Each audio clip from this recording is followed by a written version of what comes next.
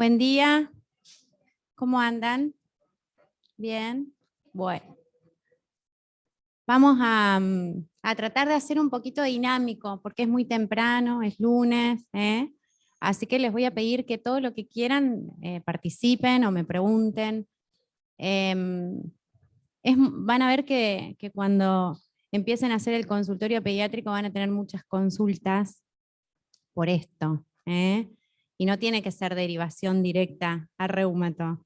Vamos a tratar de ver un poquito cuáles son los diagnósticos diferenciales de esto, ¿no? De una mamá que viene o de un papá que dice que su hijo se queja de dolores musculoesqueléticos. Les leo este caso. Este nene Felipe tiene 5 años, hace 4 meses que se queja de dolor en ambas piernas, sobre todo a la hora de ir a dormir.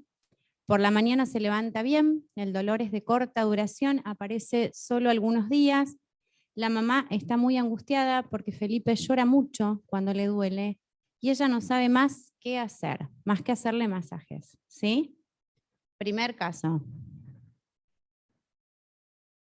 Segundo, Julieta, 14 meses. En ese momento su mamá se dio cuenta que no quería apoyar su pie izquierdo en el suelo, no caminaba correctamente por algunos minutos, pero una hora más tarde parecía estar bien. Después de 6 semanas, la mamá se dio cuenta de que esto estaba ocurriendo a diario, consultó, pero viendo que no tenía dificultad en la marcha, le dijeron que probablemente se trataban de dolores de crecimiento. Ya vamos a ver esto de la definición igual. A los 2 años de edad constatan, 2 años, o sea, fíjense, tenían 14 meses cuando arrancó con esto, a los 24 meses, rodilla izquierda marcadamente tumefacta con imposibilidad de extensión completa de la pierna. Se diagnostica artritis. Ahí está, 10 meses de evolución. ¿Sí? Retengan estos dos casos y los vamos a ir como desmembrando juntos. Bueno, lo que decíamos el otro día, ¿no? El abordaje del niño con síntomas musculoesqueléticos, como todo paciente, adecuado interrogatorio de examen físico completo. Y con respecto a los complementarios, la solicitud debe ser absolutamente racional. No puedo pedir cualquier cosa para todos, ¿sí? Entonces, a partir de esto, nosotros confirmamos o vamos a descartar nuestra presunción diagnóstica. Y habíamos hablado, ¿se acuerdan? Vamos a repasar muy rápido, de examen físico y en el interrogatorio, ¿qué nos importa? Dentro de lo que es el motivo de consulta, todo lo que tiene que ver con lo articular, el dolor, limitación del movimiento, tumefacción, debilidad muscular, y con las manifestaciones extraarticulares que puedan acompañar, ¿sí? A las mismas. Y de los antecedentes, ¿se acuerdan lo que habíamos dicho? Porque después surge un caso en el SIM3, ¿se acuerdan? De un paciente con antecedentes de lupus, creo que era no me acuerdo si era la nena de la trombosis y tenía un familiar con lupus, ¿sí? Así, bueno. Entonces, sepan, artritis reumatoide. Sepan que las enfermedades reumáticas no se heredan, no tienen un patrón de herencia directo, ¿sí? Lo que sí podemos heredar es la posibilidad de ¿qué? De autoinmunidad. Entonces, si en nuestra familia hay muchas enfermedades autoinmunes, psoriasis, vitiligo, diabetes, podemos heredar ese patrón. Después podemos hacer o no la enfermedad dependiendo de un montón de cosas. Termina siendo hasta una coincidencia, ¿no? Hay excepciones de lupus monogénico y demás, pero es como una regla general. Entonces, la idea es no transmitir esta ansiedad a los papás, decir, porque vos tenés un lupus, tu hijo va a tener un lupus, ¿sí? Después tenemos que aprender algunas cuestiones, que si la mamá está embarazada y es Roila positivo, el bebé puede tener un lupus neonatal, que le va a durar cortito, pero son como excepciones a la regla, ¿sí? Esto es como general. Entonces, pregunten por enfermedades autoinmunes.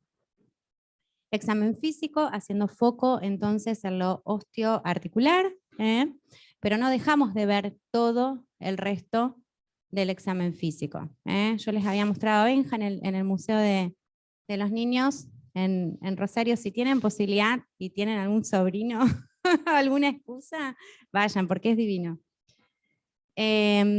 Bueno, recuerden la sistematización del examen osteoarticular con el paciente sentado, ATM, columna cervical, hombros, codos, muñecas y manos. No vamos a entrar de nuevo en esto, pues ya lo dimos, solamente hacemos el repaso.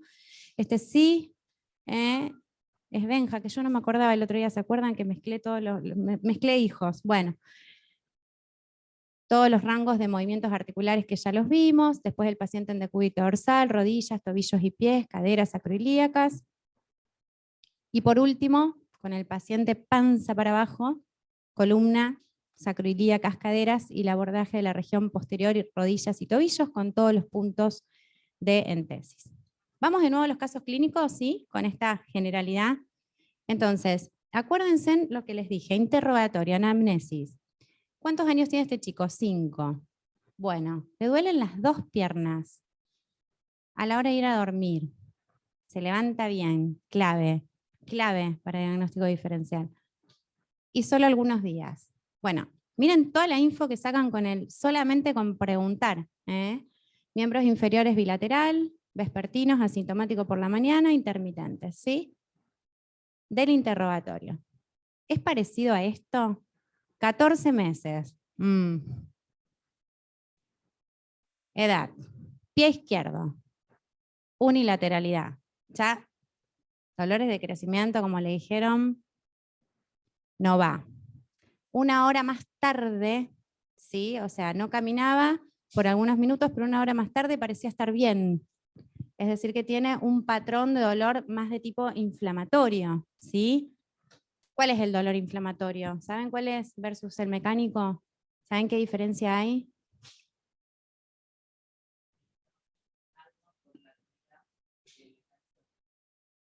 Exactamente. Es fácil, piensen si tienen algo roto, ustedes van a ir a ponerlo en movimiento y les va a doler.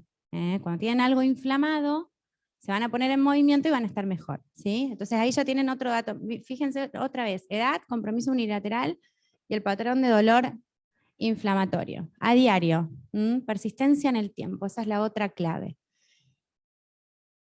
Todos estos datos los sacaron solamente a través de la anamnesis, nada más. O sea, ustedes ya están infiriendo si ese paciente puede tener o no un dolor funcional, ¿sí? Entonces, tengan en cuenta el inicio agudo y crónico, la localización anatómica que puede llegar a tener ese dolor y el patrón que bien describió Lauti, mecánico versus inflamatorio. El mecánico es desencadenado por la actividad, el inflamatorio es el dolor de reposo que tiene rigidez matinal. El chico estuvo toda la noche durmiendo y cuando se levanta no se puede mover. Eso es la rigidez, ¿sí? Compromiso simétrico y asimétrico, y el curso puede ser intermitente, fluctuante, sostenido, autolimitado, y todos los factores que pueden agravar o modular ese cuadro. En el examen físico tengan en cuenta el estado general, todas las manifestaciones musculoesqueléticas. Esto no es sinónimo de artritis, o sea, es artralgias, dolor a la palpación, y tiene que ver con todo lo que está alrededor de la articulación. Las manifestaciones sistémicas asociadas, y este último punto de las alteraciones del sistema nervioso autónomo, por un síndrome que ahora les voy a contar que está bueno que lo tengan presente para los diagnósticos diferenciales. Entonces, cuando ustedes vayan al consultorio, pueden llegar a tener hasta un 15% de consultas por dolor musculoesquelético. ¿Es todo enfermedad reumática? No, casi nada, ¿sí? Lo más probable es que se encuentren con lo otro. Entonces, es más común el dolor musculoesquelético no inflamatorio que el dolor inflamatorio. Hay un ligero predominio femenino y dentro de los diagnósticos diferenciales ustedes tienen que tener, bueno, sí, el dolor asociado a la enfermedad del tejido conectivo, inflamatorio, a las infecciones, diagnóstico diferencial con esto en pediatría fundamental, enfermedades malignas, traumatismos y causas mecánicas. 4 puntos que me gustaría que se lleven hoy como diagnósticos diferenciales que los podemos ver en pediatría, y de hecho ustedes durante su camino en la residencia seguro han visto. ¿Qué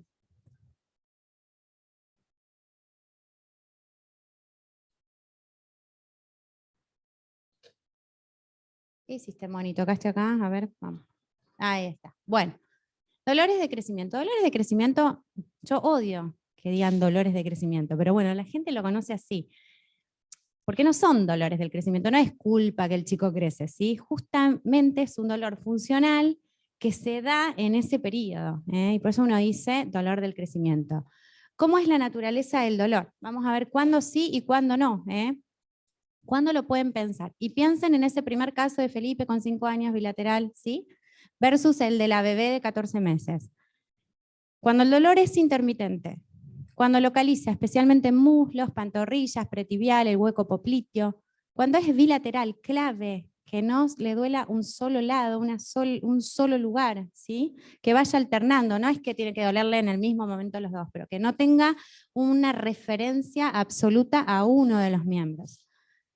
Al atardecer, vespertinos, esta es la edad, entre 3 y 10 años, el examen físico es absolutamente normal, ¿eh? No hay síntomas generales acompañantes, no hay fiebre, no hay anorexia, no hay astenia, no hay nada, ¿sí?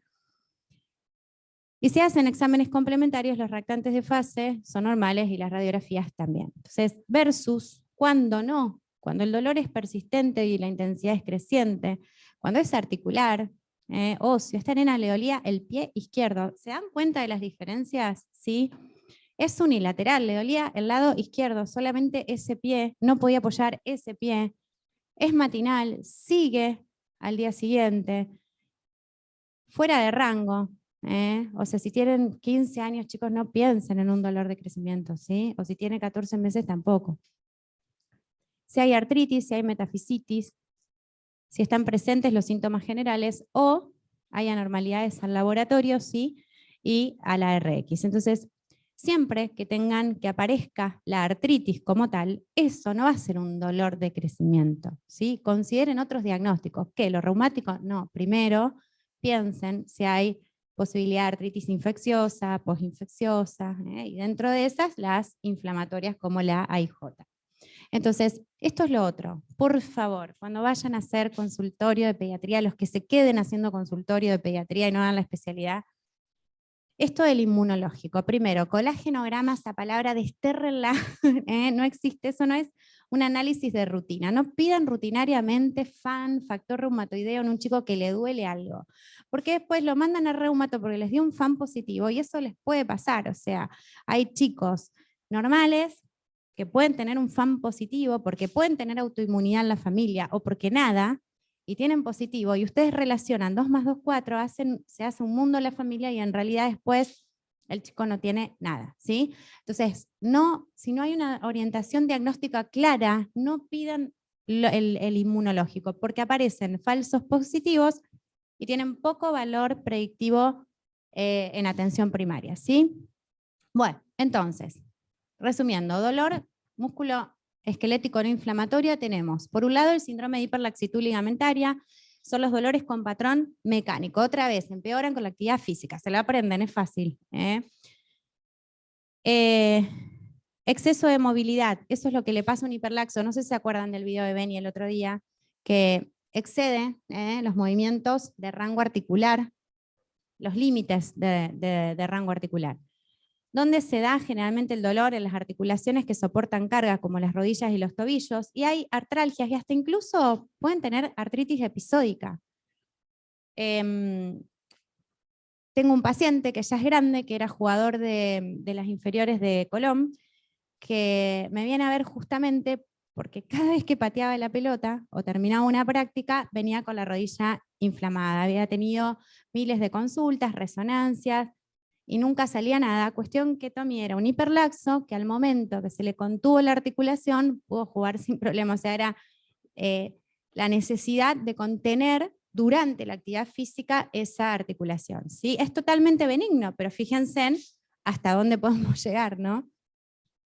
La edad entre 8 y 10 años y mayor riesgo de ruptura ligamentaria, escoliosis, prolapso de la mitral y artrosis temprana, porque así como son laxos a nivel articular, lo pueden ser en cualquier otro sitio, ¿sí? Esos son, no sé si les conté el otro día, estos son los signos para medir hiperlaxitud. Fíjense en el codo, cómo hace un exceso de la extensión, el pulgar, cómo llega a tocar el antebrazo, los dedos, cómo quedan flexos en paralelo. Esto que se ve mucho en las chicas que hacen danza, y la hiperlaxitud a nivel de la columna. Con 4 de los 9, porque son bilaterales, ¿no? 2, 4, 6, 8, 9. Con 4 de 9 ya hacen el diagnóstico de hiperlaxitud, ¿sí? Ese es uno. Ahí tienen un ejemplo de un codo. No se empiecen a ver quién tiene. Sí. Bueno, ojo, pero escucha, 4 necesitas. Si son solo los 2 codos, ¿sí? Bueno, ojo con el gimnasio. Ojo con el de... Por la hiperlaxitud era. Era por eso, muy bien. Bueno, hasta acá sí. Primero entonces diagnóstico diferencial, síndrome de hiperlaxitud y dolores musculoesqueléticos del crecimiento, ¿sí? Distrofia simpático refleja. ¿Alguien sabe qué es esto? Porque por ahí me miran con cara. ¿SUDEC le suena? ¿No? Bueno. Esto es la afectación de una extremidad, generalmente es el pie, pero también puede ser la cadera, puede ser la mano, en donde hay un dolor severo, discapacitante, en ese lugar, ¿sí? Solamente. Hay hiperpatía, o sea que lo que ocurre es cuando uno hace el estímulo, genera dolor y aún retirando el estímulo, ese dolor persiste. Y alodinia, ¿sí? Con un estímulo que para otro no es doloroso, al que tiene el SUDET le genera un dolor extremo, ¿sí? Hay edema, hay disfunción autonómica, vasomotora. Entonces, ¿qué le pasa al chico? Empieza a transpirar, trastorno de la temperatura, cianosis, eritema. Algunos se los confunden con un Raynaud, pero esto es unilateral. Siempre recuerden que la unilateralidad te habla de algo más, de algo distinto, ¿no? ¿Sí? Cambios tróficos, alteraciones unguiales, atrofia de la piel, hipertricosis, ¿sí? Eso es el SUDET, ¿tá? Un trastorno del sistema nervioso autonómico que genera a nivel de una única extremidad todo este compromiso que les cuento. 50% no se sabe por qué. Lo hace y lo resuelve. Después tienen traumatismos, cirugías, lesiones neurológicas, trastornos emocionales, todo eso también lo puede disparar. Bueno, ¿y cómo hacen el diagnóstico? Es difícil, hay que pensarlo como todo clínicamente, pero tienen esto, que es el centellograma óseo, que hay que pedirlo así, con marcación del tiempo vascular, el pool vascular. Esto nos hace el diagnóstico precoz, porque si esperamos a esto, la comparativa, otra vez lo mismo, pidan siempre comparativa, ¿sí? No sé si se alcanza a ver, pero fíjense en que hay como una osteoporosis acá, ¿sí? De este miembro, que es el que tiene afectado respecto a este. Pero esto es tardío, esto lo ven tarde, lo ven 2 meses después. O sea, el chico va a estar con tremendo dolor, con tremendo síntoma y con la radiografía tempranamente no lo vemos. Entonces, con esto sí, fíjense que tiene hipercaptación. Al principio empieza a captar y después ya hay una linda diferencia. Distrofia simpático refleja o SUDEC. Y esto es común que los niños se quejen de dolor musculoesquelético. ¿Qué dijimos? ¿Que sí o que no? ¿Van a ir a su consultorio por esto? Y saben que otra cosa, que por ahí se van a quejar de otros dolores, aparte de lo musculoesquelético. Eso puede ser un dato más. Bueno, si tienen dolor abdominal y artralgias, piensen también en enfermedad celíaca. Digo, es como para que siempre en el interrogatorio ustedes puedan rescatar toda la información posible. Entonces, después, de acuerdo a la edad, por supuesto, van a tener distintas manifestaciones, ¿no? En este rango etario, la cefalea y el dolor lumbar no están predominantes, ¿sí? Dolor de miembros, como dijimos, dolor abdominal. Fíjense acá, cefalea, entre los 13 y los 15. Lo mismo a los 16 y los 18, dolor lumbar, como que va alternando el tipo de dolor según la edad. Bueno, ¿cuándo el dolor musculoesquelético no es inflamatorio? Cuando escapan al rango de edad, ¿sí? Menores de 3 años no va a tener un dolor de crecimiento, no, ¿sí? Cuando tienen sintomatología sistémica, cuando tienen patrón doloroso, inflamatorio no mecánico, cuando ya dicen que el chico se levanta rígido a la mañana o el dolor se desencadena muy especialmente en reposo, ahí tienen que tenerlo en cuenta. Cuando hay impotencia o alteración funcional. Entonces descartamos todo el resto de las sistémicas, infecciosas, infiltrativas, inflamatorias, ¿sí?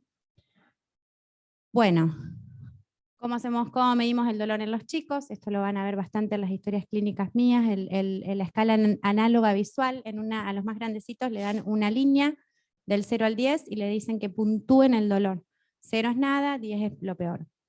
Y después tienen las caritas, ¿sí? Para los más chiquitos. ¿Qué hacemos con esto? ¿Mandamos a reumato? No.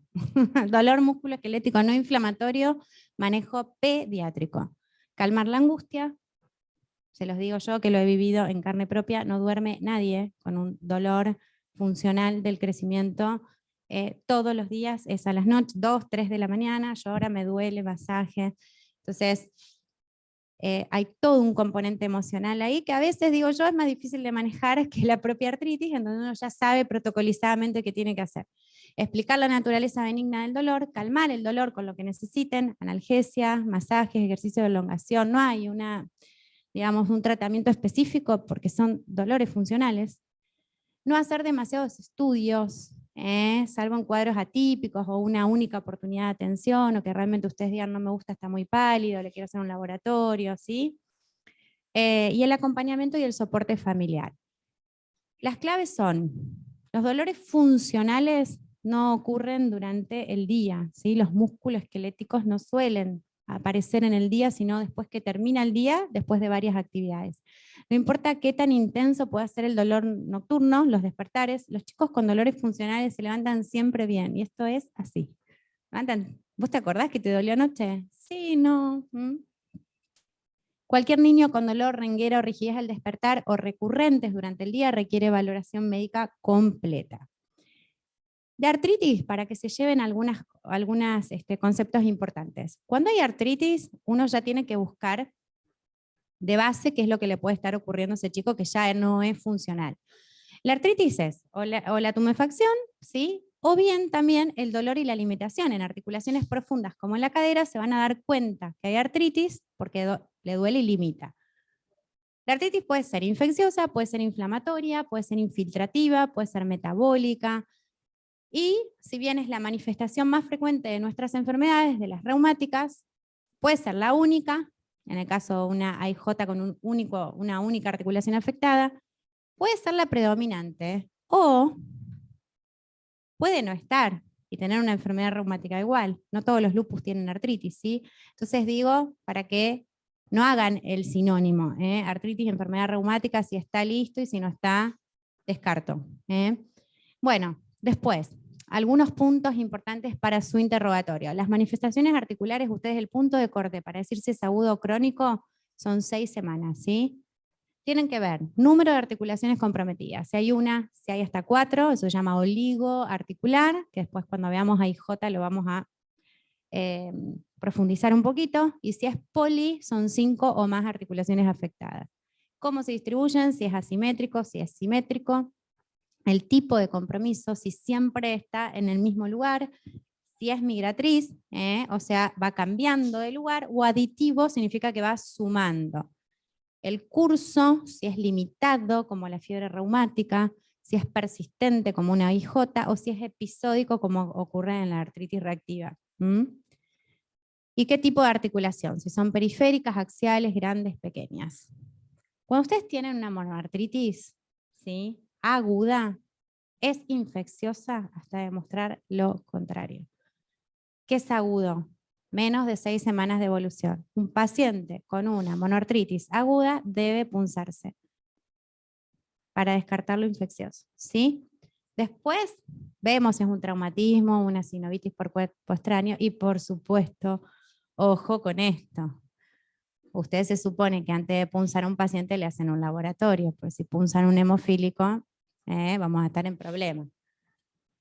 Y después sí, como opción, una enfermedad del tejido conectivo temprana. Lo que pasa es que hasta las 6 semanas no la pueden diagnosticar, ¿sí? Entonces tienen que hacer todo el proceso previo. Y bueno, pues tienen todas las crónicas, que dentro de las crónicas no está solamente la IJ, la espondilitis, ¿no? Ahí tienen cuerpo extraño, las infecciones crónicas, la tuberculosis, ¿sí? Nos pasó con el paciente del SIM1 de la hemorragia pulmonar, que yo les decía esto, si se piensa en TBC, lo que tuvo en la rodilla pudo haber sido una manifestación.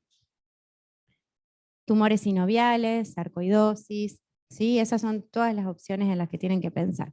Entonces, la artrocentesis en la monoartritis aguda es para descartar infección y también es terapéutica, ¿no? Para alivio de dolor mediante el drenaje, la inyección de medicación si es necesario cuando tienen que utilizar corticoides. Las características del líquido ustedes ya las saben, no se las voy a contar.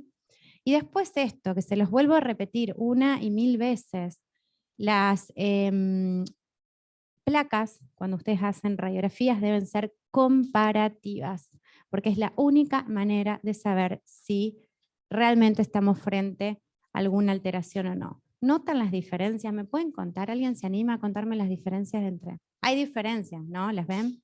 ¿Alguien se anima? ¿Nadie se anima? ¿Qué ven distinto? ¿Este tamaño es igual a este? No. ¿Qué tiene ahí? Perfecto. ¿Quién lo dijo? Bien, excelente. Eso es signo indirecto de que ahí hay un compromiso a nivel de la articulación, que ahí puede haber artritis. Bien, compromiso de partes blandas. Ay, perdón. Tumefacción de partes blandas, lo primero. ¿Ustedes ven el mismo tamaño en lo articular que esto? No. ¿La ven igual? ¿Ven este tamaño igual a este? No. ¿Por qué? Porque este está sobrecrecido. Porque ese está inflamado y la primera reacción de cuando uno está inflamado es crecer más. Y después se cierra el cartílago rápido de crecimiento. Entonces, ¿cuál es el resultado final cuando el chico crece si uno no trata esto? Que ese miembro le queda más corto. Pues sobrecreció, se le cerró el cartílago, listo. ¿Mm? Entonces ahí tiene osteopenia incipiente periarticular, ese es otro signo. Y los trastornos del crecimiento, los trastornos de la alineación. ¿Sí? ¿Hacemos biopsia siempre? No. Solamente si tenemos una monoartritis crónica que nos da duda, con una falta de diagnóstico concluyente. Y después podemos tener el resto de los estudios. Ustedes saben que yo uso, ya me vieron usar mucho la resonancia, porque es lo que a mí me va a dar la información de cronicidad, para empezar a pensar en cronicidad, porque a veces te dicen, no, empezó la semana pasada, y vos ves esta rodilla. Sí, esto no empezó la semana pasada. Bueno, con la resonancia uno tiene la evidencia de proliferación sinovial, captación de contraste, y eso te hace ya saber que no es un proceso que empezó ahora. Esas son algunas fotos, ay Dios, de mi residencia del Gutiérrez, no le voy a decir de cuándo, pero son pacientes nuestros, ven, esta es la clínica. Ya a simple vista, nadie se atrevería a decir que eso es un dolor de crecimiento, eso es una artritis de rodilla derecha. Esto es, miren clínicamente cómo se ve el sobrecrecimiento al inicio, ese lado afectado que el chico está en flexión para compensar aparte del dolor. Ahí tienen compromiso de la mediotarsiana. Y cuando revisen los tobillos, un secretito, noten acá cómo borra el Aquiles. A diferencia de este, que se puede ver acá, si ustedes lo ven de atrás, pueden notar bien la diferencia entre uno y otro. Bueno, después de poliartritis también distintos tipos de etiologías, si esa monoartritis, esa poliartritis es aguda, piensen en las infecciones virales, piensen en parvo por sobre todas las cosas, de las asimétricas en las reactivas, infecciones bacterianas, esto sí es más adolescentes, ¿no? Enfermedad inflamatoria intestinal, y después las crónicas en función de si hay presentación simétrica o asimétrica, distintas etiologías, pero que ya tienen más que ver con o inmunodeficiencias o patologías reumatológicas, ¿sí? Un poco para que ustedes, esto es a modo, ¿no? Que se aprendan cada una de las causas, pero sí que sepan la importancia que tiene de poder tener un buen interrogatorio, ¿sí? Entonces siempre recuerden edad, sexo en cada una de las consultas, registrar manifestaciones articulares, extraarticulares, los posibles desencadenantes. Esto es una foto de colección que me la guardé, tiene años, nos la pasó mi ex jefa en Buenos Aires, de su residencia, de cómo venían los pacientes poliarticulares con EJ poliarticular en su época. Hoy estamos viviendo otra era. Yo esto no lo vi. O sea, esto, bueno, el paciente que está muy comprometido, pero que lo rescatás rápidamente. Estos pacientes, muy probablemente con los tratamientos no tenían demasiados cambios, noten rodillas, todas las interfalángicas, los carpos, los codos, las caderas en flexión, ¿sí? Acá lo mismo. Esto que es tan difícil por ahí de revisar ahí, se veía perfecto. Bueno, entonces, para ir terminando así no se me duermen. La sospecha de las enfermedades reumáticas, ¿el diagnóstico cómo es? Clínico, como todo, clínico. Nada de factor reumatoideo, FAN, ¿sí? Clínico. La manifestación principal, ¿cuál es? La artritis. Ahora, no es excluyente. Si no tengo artritis, no quiere decir que no tenga enfermedad reumática. Y si la tengo, tampoco quiere decir que tenga enfermedad reumática, ¿está? Entonces hay que descartar otros procesos que se presenten igual. ¿Se puede presentar algo infeccioso con una artritis? Sí, por supuesto. ¿Se puede presentar una leucemia con un proceso infiltrativo? Sí, por supuesto. Tumoral, oncológico. Y esto, lo último, eso se lo voy a preguntar en el examen. Ninguna alteración de laboratorio define en sí misma el diagnóstico, ¿sí? Lo único que hacen es definir pronóstico. O sea, si yo tengo un paciente oligoarticular, que eso después lo vamos a ver, FAM positivo, lo único que a mí me dice es que a ese chico le tengo que mirar de más cerca el ojo, porque puede ser una uveitis. Ahora, ¿puede ser negativo y seguir siendo una IJ? Por supuesto que sí. ¿Cuál es el porcentaje de factor reumatoideo positivo en AIJ? 5%. O sea que si ustedes me hacen diagnóstico solo por factor reumatoideo, me van a dejar el 95% de las artritis poliarticulares afuera. ¿Está claro? Entonces, el laboratorio acompaña un proceso inflamatorio, miro los reactantes, defino pronóstico, pero no hago diagnóstico con eso, ¿sí? Bueno, muchas gracias. Preguntas, acotaciones. ¿Alguien más es hiperlaxo? Aparte de la EMI. ¿Dudas? Bueno, ya saben entonces, laboratorio, comparativos y los diagnósticos diferenciales. No quiero ver, de ninguno los voy a agendar, ninguna derivación con dolores articulares, factor reumatoideo positivo. Herencia, lo mismo. Tiene un lupus la abuela. Bueno, ¿qué más tiene aparte del lupus la abuela? ¿Sí? ¿Nada? ¿Seguro? Bueno, vayan.